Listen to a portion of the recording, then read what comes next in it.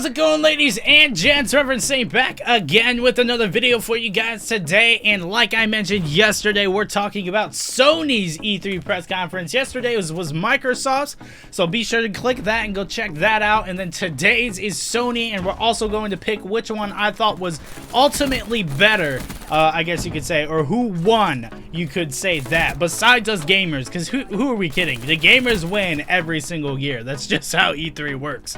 But anyway, let's get right into it, man. First of all, they started off with this awesome orchestra playing, and then it kind of kept dragging out, You're like, all right, I'm not here to see an orchestra play for an hour. I'm here to see games, man. And after a little bit, it was cool, it was classy, but it went on a little too long. But then they kicked it right into some gameplay, and boom, God of War was revealed. Just God of War, and it looks amazing. I've never been a God of War fan, but this new one, I'm buying it. It got me sold, all right? And let me say this about Sony's press conferences. They were just trailer, and with gameplay if they had it, and then a little bit of talking, then trailer, then a little bit of talking. They hardly had any talking this year. They really nailed the formula, I feel. I really hope that everybody starts doing this next year, especially, you know, looking at you, Ubi, because that was 3.5 hours long. That was ridiculous, Ubisoft. Anyway, let's get into it, man. Like I said, God of War looked absolutely fantastic. 100% getting it. Cannot wait to try it out. I'm sold already with how it looked. Coming up next, they showed The Last Guardian. I do not care. If that griffin was not in the game, nobody would give a crap. I'm telling you the truth. I'm serious. Like, it's just another little platformer, all right? That's all it is. Yeah, Griffin's cool. The art direction's cool. Not a big fan.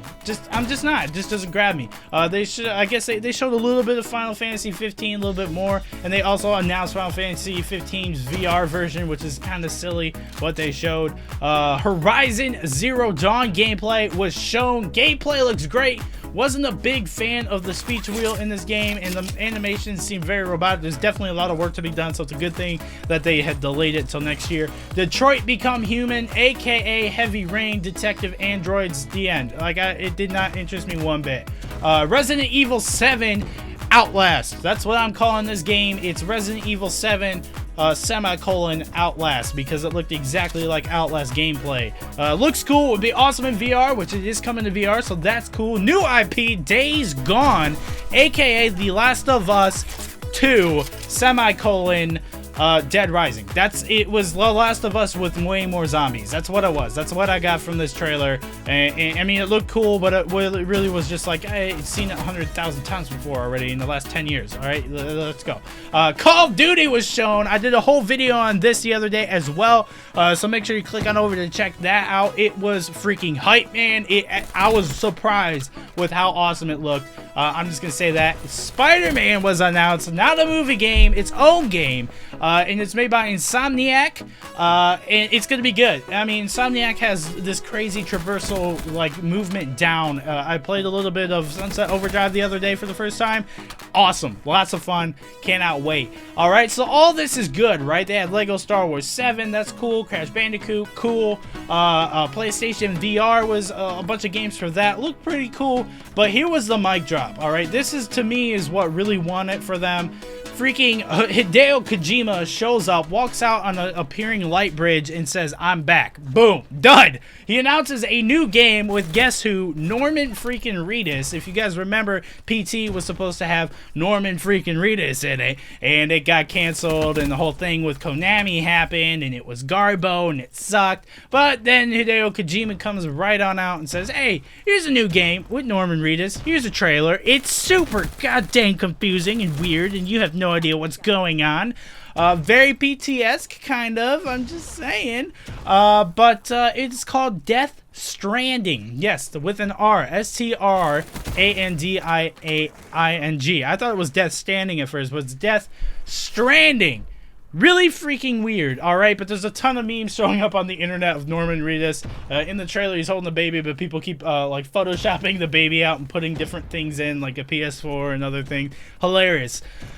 So definitely something to keep our eye on. We don't know really anything about it, but it's Kojima, so even if it's not the best game ever, it's at least going to be extremely interesting. So keep your eyes out for that game, and more news on that game coming within the following probably years, knowing Kojima.